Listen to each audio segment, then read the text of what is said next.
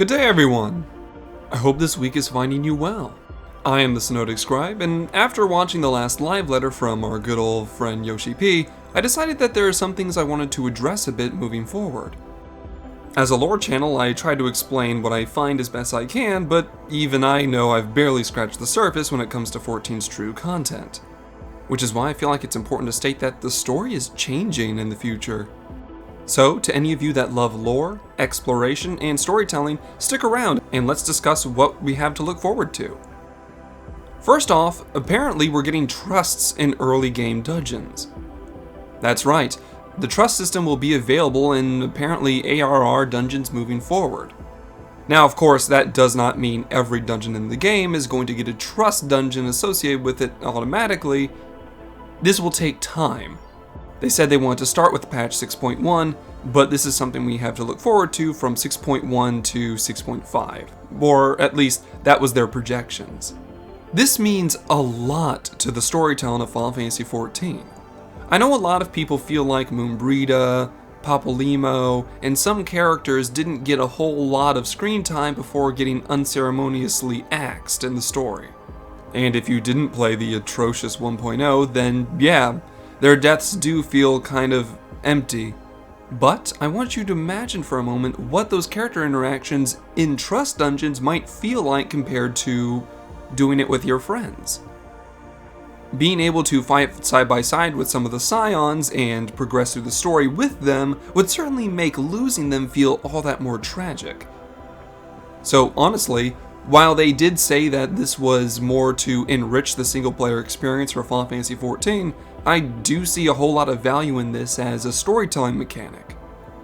Speaking of storytelling, Cape Westwind, you know, that trial that everyone kind of forgets about, and when you get it in Trial Roulette, you're like, oh my god, this thing is a dungeon still.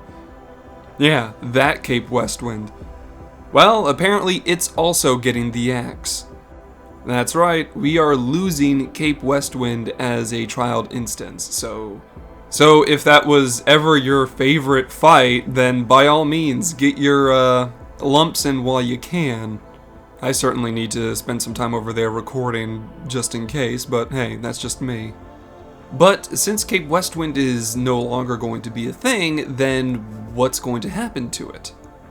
Well, the fight itself will still exist, but it's going to be a single-player instanced fight instead of something that you do with friends. Though to be fair, we've been seeing them experiment more and more with single-player instances in the main scenario over the course of the past few expansions. So it makes sense that they want to try and lean more heavily into that as well. Personally, I think that making that instance a one-on-one fight will definitely make the Warrior of Light seem like more of a threat in the story than initially perceived. I guess it's more honorable to die in one-on-one combat than it is to get ganged up on by 8 different people and just trying to blow them up as best you can. So yeah, losing Cape Westwind. The next story beat that's getting messed with is the main scenario dungeons moving forward. Simply put, they aren't going to be the 8-man raiding parties that you're used to seeing anymore. Dungeons like the Praetorium are only going to be 4-man instances now, so like any other dungeon. They even stated that some parts of Praetorium are going to go under heavy evaluation, and one of those instances may just as well be the Magitech armor section where you're kind of running around shooting everyone with it. So that might get changed, reduced, however they decide to play with it.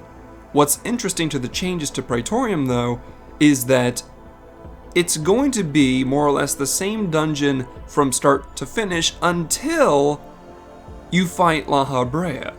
That's right, La Habrea is not going to be a fight in Praetorium anymore. So, what's going to happen is that you're going to fight Gaius, fight Ultima, and then fight Ultima a second time, but that's going to be it.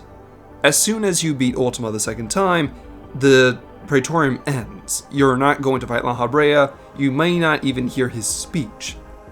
So what's happening to that fight too? Well, once again, it's becoming a solo player instance. Just like Cape Westwind, this is going to be a fight that you can't experience anymore with more than one person.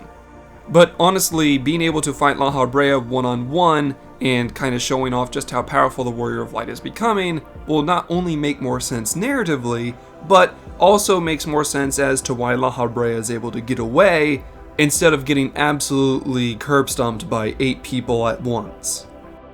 Moving on, Final Fantasy XIV is getting graphical updates for the next upcoming years, so to all of you people that really need that better quality experience when it comes to graphic design, then by all means, you have something to look forward to. But moving on to bigger story news, Hildebrand is coming back. Yes, everyone's favorite buffoon, everyone's lovable gentleman is returning to the world and will be able to experience his tales in all their former glory. They did go on record saying that they kind of more or less ran out of ideas for Hildebrand when it came to Shadowbringers, which is why he didn't make an appearance. Honestly, I think absence makes the heart grow fonder, and everyone's going to be so happy to see him again. Coming up in 6.1 will be the Myths of the Realm raid. Everyone loves their good old 24-mans, and after the absolute mind game that was the previous 24-man, I think everyone is looking forward to this. But if this instance is going to have anything to do with the 12 deities like has been suggested, I'd recommend studying up on them with my Understanding the 12 video. I made an entire video covering the 12 gods, what they do, their wheelhouse, and how they exist in the first place. You may or may not like it, but hey, there it is. You can brag to your friends that, hey, I know more about the 12 than you do. And rounding this off for the last bit of story beats are the new Beast Tribe and the new custom deliveries. The new Beast Tribe we're going to be helping are the Arkasodara. Those are the sort of elephant people that you meet in Thavnair. It's safe to assume that some of them we've already helped in the Endwalker expansion are going to reprise their roles in the Beast Tribe quest and add some added dialogue. So any of you that like the Arkasodara, you have something major to look forward to. And lastly, the person who's going to be helping us with our new custom deliveries for this expansion is none other than Lady Améliance. Yes, Alphino and Alize's mom is going to be the person helping us with custom deliveries. I am looking forward to reading every single text box because I can only assume it's going to be hilarious. But that wraps up my cover of what to expect in 6.1 to 6.5. I hope everyone is having a wonderful week and is looking forward to all the new story beats they get to enjoy in the future. Yoshi P and his team are always working really hard to deliver an amazing experience to us all, and I think we have something special to appreciate. So, take care of yourselves. Until next we meet, stay safe, my friends. If you like this video, don't forget to like and subscribe. Big shout out to my patrons, Rovakis, Monsolo97, Potato, Runatir, The Yellow Couch, Valen, and Vavala Soma. If you want to see more lore content in the future, share this with your friends.